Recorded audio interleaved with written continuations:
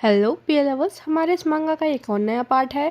Please इसे enjoy कीजिएगा, like कीजिएगा, सब्सक्राइब कीजिएगा। अगर आपने पुराने पार्ट ना देखे हो तो उन्हें भी जाके देखिएगा। विद दैट स्टार्ट करते हैं। लॉर्ड पेनिल अपने घुटनों पे चिल्लाते हुए कहते हैं, इन सब ने मेरी बेइज्जती की है। योर ग्रेस, इन सबको मौत की सजा सुनाइए। मिकेल थोड़ी देर को सोचते हुए कहता है, लॉर्ड पेनिल, मैंने बस आपको लैंडर्स लाने को कहा था और तब भी आपने भागने की कोशिश की और आखिरकार पकड़े जाने के बाद अब अपने घुटनों पे यहाँ मेरे सामने बैठे हुए हैं। तब भी आपकी इतनी हिम्मत है कि आप मेरे सामने ये सब कह रहे हैं, वो भी कॉमनर के हाथों पकड़े जाने के बाद। क्या कहना चाहेंगे आप इस डिस्ग्रेस के बारे में? वो कॉमनर से कहता है, आप सब इन्हें नाइट्स के हवाले कर दीजिए और बाहर मेरा इंतजार कीजिए, मैं आप सबसे कुछ बात करना चाहता हूँ। कॉमनर्स बाहर जाते हुए बात करते हैं, क्या हम उस पर ट्रस्ट कर सकते हैं? क्या हुआ अगर उसने उसे भगा दिया तो? क्योंकि वो दोनों नोबल्स हैं। हाँ, लेकिन हम कर भी कह सकते हैं, वो ग्रैंड ड्यूक है, हम उनके सामने कुछ नहीं कह सकते। व्हाट इफ, जैसे लॉर्ड पेनिल कह रहे थे, हम सबको इंसल्ट करने के लिए नोबल्स का पनिशमेंट मिली तो? तुम्हारी बात सही है, हमने उन्हें गुस्सा तो जरूर दिलाया होगा। तभी वो सब बाहर आ जाते हैं और उन्हें ऐसे देखकर मिकेल सोचता है, ये सब मेरे सामने खड़े हैं, चाहे इनके अंदर मेरे लिए डर जरूर हो, लेकिन फिर भी रिजेंटमेंट इनकी आंखों में साफ दिख रहा है।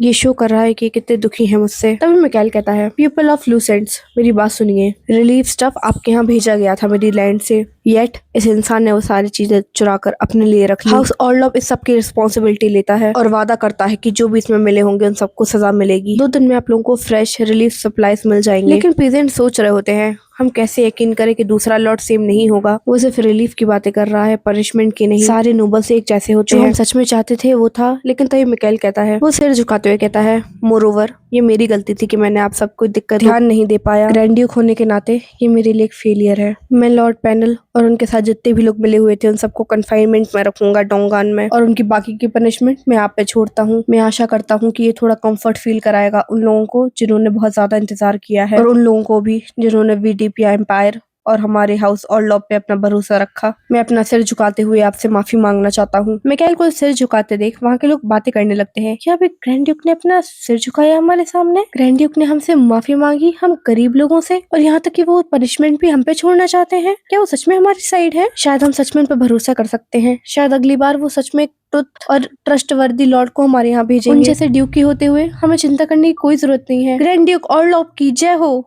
वीडीपी एम्पायर की जय हो। आपका शुक्रिया your grace, long live grand duke Orloff. इन सब के बीच मिकेल और यूरी अपने कैरेज में जाके बैठ जाते हैं, जहाँ मिकेल बैठा बैठा सोच रहा होता है, ऐसा लगता है कि ये सब सच में एक अच्छे स्तर पे खत्म हो गया। अगर ये पहले वाला मैं होता तो जरूर मैं लॉर्ड पेनिल को एक और मौका दे देता और एक एडिक्ट इशू कर देता, लेकिन जिसने मुझे बदला है वो लेकिन है। तभी यूरी उसके पास आते हुए कहता है, मिकेल। मिकेल कहता है, क्या बात है? यूरी हंस के कहता है, बस बात ये है कि तुमने वो जहाँ बोला वो सच में बहुत अच्छा था। उसे ऐसे देख के मिकेल कहता है, क्या तुम मुझे सेड्यूस करने की कोशिश कर रहे हो? ये सुन के यूरी हैरान होती है, कहता है, आखिर ये तुम क्या कह रहे हो? आगे वो कुछ कह पाता। मिकेल उसे पकड़ के किस कर लेता है, एंड यू नो उसके बाद क्या होता है। तभी हमें महल का सीन दिखाया जाता है। यूरी अपनी कमर पकड़ते हुए कहता है, सीरियसली कैरेज में भी? मिकेल अपना मुंह छुपाते हुए कहता है, तुम वो थे जिसने मुझे पहले वो स्वीट लुक दिया था। ये सुन के यूरी कहता है, वाह, अब तुम एक्सक्यूज भी नहीं देना चाहते। आखिर अब मैं लकी को कैसे फेस करूंगा? मेरे गले पे एक और हिकी है। लेकिन तभी हमें लकी दिखाया जाता है, जो कि ब्लैक टर्न आउट हो चुका था, और वो यूरी की तरफ कूदते हुए जाता है।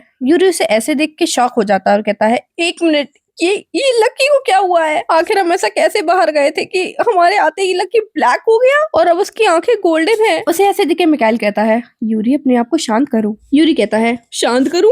कैसे शांत करूं? मेरे लकी के प्यारे से गोल्डन स्केल सब ब्लैक बन चुके हैं। व्हाट इफ अगर वो सिक हुआ तो? तभी कोई आते हुए कहता है, इम्पॉसिबल। मैं जेकब, इंपीरियल ड्रैगन कीपर, ने लकी को इतने अच्छे से पाला है ना कि उसको कभी सिक फील हो ही नहीं सकता। Welcome back your grace. Lucky perfectly fine है, आप चिंता मत कीजिए, आप परेशान मत हुइए। मोल्टिंग ड्रैगन्स में बहुत ही नेचुरल है। जब उनके स्केल्स झड़ जाते हैं और उनकी आंखों का कलर बदल जाता है, इसका मतलब ये होता है कि वो अपने नेचुरल फॉर्म में रिबॉर्न हुए हैं। आप इसे ऐसे समझ सकते हैं कि ये कमिंग ऑफ एज है ड्रैगन की। ये सुनते ही यूरी रिलीफ फील करते हुए कहता है, सच में थैंक गॉड। और इंसान को देख के मिकेल सोचता है, क्या एंड्री ने इसे पर्सनली भेजा है? एंड्री ने जरूर इसे हमारे बारे में प्रायर नॉलेज दी होगी, मेरे और यूरी के बारे में। तो वो यूरी से कहता है, मैंने सुना है कि ड्रैगन्स की अपनी एक एबिलिटी होती है, यूनिक सी। ये सुन के यूरी कहता है, यूनिक एबिलिटी? मिकेल कहता है, हाँ, मतलब आग उगलना या लाइटनिंग फेंकना। लोग कहते हैं कि जब उनका मोल्ड खत्म हो जाता है तब उनकी एबिलिटी सामने आती है। तभी जेकब कहता है, ये मैं आपको सामने दिखाना चाहूंगा। और वो उन्हें एक ग्राउंड में लेके जाता है। वो लकी को नीचे रखते हुए कहता है, लकी तुम ये कर सकते हो है ना, अपने डैड्स को दिखाओ कि आखिर तुम क्या कर सकते हो। और ये सुन के मिकाइल सोचता है डैड, और वहीं यूरी खुश हो रहा होता है, मुझे लगता है कि मेरा बच्चा स्कूल जा रहा है। और तभी जेकब कहता है लकी की यूनिक एबिलिटी है कि वो जाइंटिफिकेशन कर सकता है। और ये कहते ही लकी एक जाइंट में बदल जाता है, जो देख के यूरी शॉक होते हुए कहता है, वाह तुम्हारे विंग्स और पैर कितने बड़े हैं लकी, तुम सच में कितने अमेजिंग हो। लेकिन तभी लकी इस पे गुर्राता है और यूरी कहता है, एक मिनट ये थोड़ा फेमिलियर साउंड कर रहा है, एक मिनट वो अब मुझे पूरा खा सकता है ना। लेकिन लकी सिर्फ उसके गाल पे लिक करता है, जो देख के जेकब कहता है ड्रैगन्स का लिक करना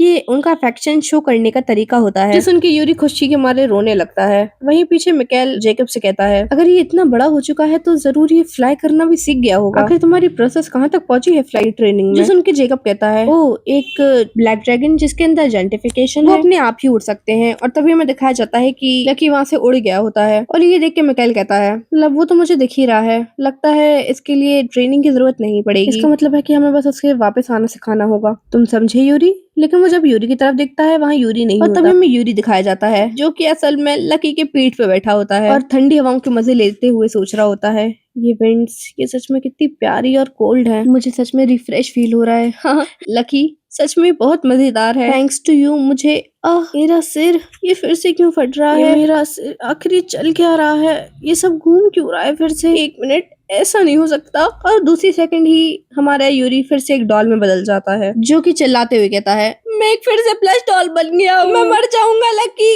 लकी प्लीज आराम से फ्लाई करो, रुक जाओ लकी। और वहीं दूसरी तरफ मिकाइल के ऊपर यूरी के कपड़े आके गिरते हैं, जिन्हें देख के वो दोनों शॉक हो जाते हैं। और मिकाइल कहता है, ये कपड़े यूरी के हैं। जैसे वो सामने दिखता है उसे वहाँ से यूरी की चिल्लाने की आवाज आती है, मिकाइल मेरी मदद करो, मिकी मैं मरने वाला हूँ। और मिकाइल कहता है, यूरी तुम वहाँ कैसे पहुंचे। तभी हमारा सीन शिफ्ट होता है और हमें बताया जाता है कि यूरी वापस से मिकाइल के हाथों में आ जाता है और वो कहता है, मुझे लगा आज तो मैं मरने वाला हूँ, ये तो अच्छा हुआ कि मैं एक प्लस डॉल में बदल गया ताकि तुम मुझे सेव कर सको। लगता है ये लकी ही था मेरे लिए कि मैं ट्रांसफॉर्म हो गया। लेकिन जैसे ही वो मिकाइल को दिखता है, मिकाइल का पूरा चेहरा उतर चुका था और वो कहता है, मिकाइल आखिर तुम्हें क्या हुआ है, ये लकी नहीं है तुम्हारा ट्रांसफॉर्म होना, इट्स नथिंग लकी, इसका मतलब है इसकी सोल अभी भी अनस्टेबल है। आखिर यूरी के पास अब कितना टाइम बचा है, 1 दिन 2 दिन 3 दिन। एनजीओ ने जो रिचुअल बताया था मुझे वो परफॉर्म करना पड़ेगा। लेकिन यूरी का मैं क्या करूं। लेकिन तभी मिकाइल को एक आवाज आती है, मिकाइल। तभी मिकाइल कहता है, हाँ क्या हुआ। यूरी कहता है, ये मुझे तुमसे कहना चाहिए, तुम्हारे फेस पे ये डरा हुआ एक्सप्रेशन, और तुम मेरी बात भी नहीं सुन रहे थे, कुछ हुआ है लेकिन मिकाइल कहता है, नहीं कोई बात नहीं है। यूरी कहता है, क्या। मिकाइल अपना सर पकड़ते हुए कहता है, ये कोई ऐसी बात नहीं है जो तुम्हें ट्रबल लेनी चाहिए, तो तुम इसके बारे में मत सोचो। ये सुन के यूरी कहता है, मिकाइल क्या तुम मुझे पागल बनाने की कोशिश कर रहे हो। इस पूरे टाइम तुम्हारे साथ रहने के बाद भी तुम्हें लगता है कि मैं तुम्हारा फेस रीड नहीं कर पाऊंगा। मुझे साफ साफ दिख रहा है कि तुम किसी चीज के बारे में परेशान हो। मैं जानना चाहता हूँ कि ऐसा क्या है जो तुम्हें खाए जा रहा है, ऐसी क्या चीज है जो तुम्हें इतना वेट दे रही है। तभी मिकाइल सोचता है, अगर यूरी उस दुनिया में चला गया और कभी वापस नहीं आया तो। लेकिन मिकाइल कहता है, नहीं ऐसा कुछ भी नहीं है। उसे ऐसे देख के यूरी कहता है, तुम मुझसे झूठ कह रहे हो, है छोड़ दो मुझे, मैं तुम्हारी तरफ नहीं देखना चाहता, मुझे छोड़ दो। और ये कहते हुए वो उसके हाथ में एक बाइट कर लेता है, जिस वजह से मिकाइल के हाथ से खून निकलने लगता है और उसे दर्द भी होता है। जो देख के यूरी कहता है, मिकाइल तुम ब्लीड कर रहे हो, क्या तुम ठीक हो। मिकाइल कहता है, नहीं यूरी कोई बात नहीं, बस ये एक छोटा सा स्क्रैच है और कुछ भी नहीं। यूरी अपने हाथों से उस खून के दाग को हटाते हुए कहता है, मैं क्या करूं, मुझे खून के धब्बे रोकने होंगे, मेरा ऐसा कोई इंटेंशन नहीं था कि मैं तुम्हें इतनी तेज बाइट करूं। लेकिन इस वजह से उसके हाथ पर भी खून के धब्बे लग जाते हैं। और मिकाइल ये देखते हुए कहता है, यूरी से देखते हुए कहता है, हाँ मिकाइल कहता है, तुम्हारे हाथों पे मेरे ब्लड के स्टेन लग गए हैं। तभी हमें लीना को दिखाया जाता है, जो कहती है, तुम्हें आखिर ये ब्लड स्टेन कैसे लगे, अगर हम इसे गर्म पानी से धोते हैं तो ये हर जगह फैल जाता है। ये सुन के मिकाइल कहता है, तुम सही कह रही हो। और यूरी कहता है, मैंने बहुत कोशिश की इसे हटाने की, पर ये हट ही नहीं रहा। लीना क्या तुम कुछ नहीं कर सकती इसमें। लीना परेशान होती हुई कहती है, हॉट वाटर स्टेन्स को और डार्क करता है, मैं अपने पूरी कोशिश करूंगी, लेकिन मैं एक काम कर सकती हूँ, मैं तुम्हारे हाथ पे पैच लगा सकती हूँ नेक क्लॉथ का। जो सुन के यूरी चिल्लाते हुए कहता है, एक मिनट, ये एक मेजर सर्जरी जैसी हो जाएगी। मिकाइल लीना से कहता है, आखिर इसमें कितना टाइम लगेगा।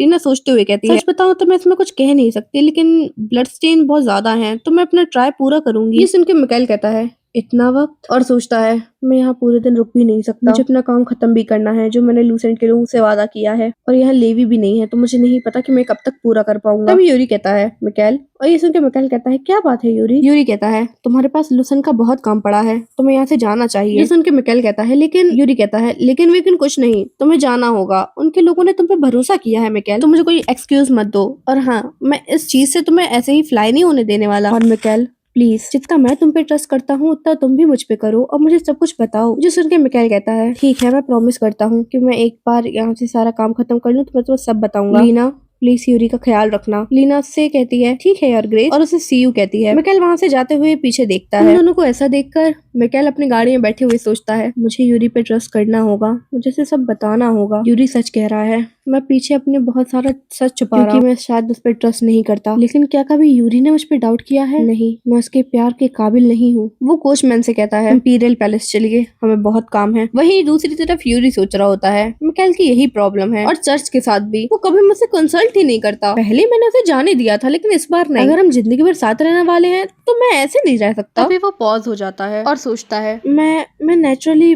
मिकाएल के साथ अपना फ्यूचर पिक्चर करने लगा था। तभी पीछे से लीना आते हुए कहती है यूरी, और उसकी आवाज सुन के यूरी डर जाता है। लीना उससे प्यार और डर के साथ कहती है यूरी अब बस हम दोनों यहाँ पर हैं। ऑलराइट, चलो ना ऑपरेशन बिगिन करते हैं। बहुत सोचने के बाद मैं इस निष्कर्ष पे पहुंची हूँ कि मुझे तुम्हारे नए आर्म्स बना देने चाहिए। हम बस तुम्हारे ये आर्म्स हटाकर न्यू वाले अटैच करते हैं। और यूरी डरते हुए कहता है लीना क्या तुम बस मुझे वॉश नहीं कर सकती? नहीं प्लीज हेल्प। और तभी हम उनके घर के बाहर दो लोग दिखाए जाते हैं। वही लीना अंदर कह रही होती है कि आसान तरीका है, मैं तुम्हारे हाथ हटा दूंगी और नए लगा दूंगी, अब आप ही जाओ। लेकिन तभी गेट पे बहुत ज्यादा बैंग होती है जो सुन के वो दोनों ही शॉक हो जाते हैं, और तभी कोई गेट खोल के अंदर आता है। तो क्या लगता है आपको कौन है वो दो लोग, और क्या यूरी यहाँ से गायब होने वाला है? और उसके गायब होने के बाद मिकाएल क्या करेगा, ये तो हमें अगले पार्ट में पता चलेगा। सॉरी गाइस, मैं इतने टाइम से आपको कोई वीडियो नहीं लाके दे रही थी और थोड़ा ड्रामा हो गया था। मेरी एक वीडियो पे स्ट्राइक आ गई है, अब I don't know why how और कैसे, लेकिन ठीक है नई वीडियो लाने से तो मुझे एक स्ट्राइक नहीं रुक सकती ना। तो अगली वीडियो मैं जरूर लेके आऊंगी और वो भी बहुत जल्द। Bye bye.